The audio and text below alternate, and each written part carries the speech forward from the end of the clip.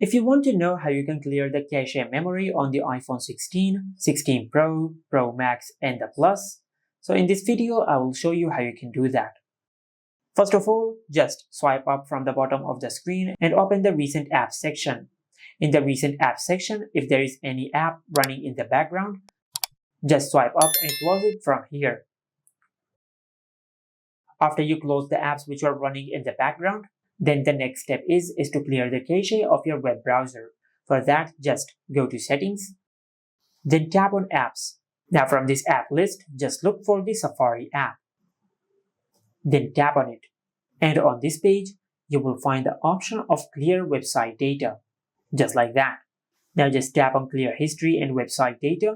Now just make sure you enable Close All Tabs and select All History. And after you do that, then tap on Clear History. And once you have done that, then go to your home screen and power off your iPhone. Now just press and hold the power button and the volume up button for a few seconds until the power menu appears on the screen. Now just swipe to the right side and power off your iPhone. And after you power off your iPhone, now just wait for a few seconds, then press and hold the side button of your iPhone and power on your iPhone.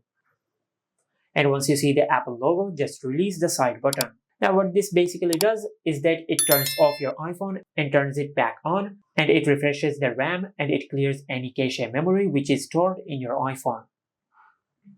And this is how you can clear the cache on the iPhone 16, 16 Pro, Pro Max, and the Plus. Make sure to like, comment, and subscribe. Thank you for watching.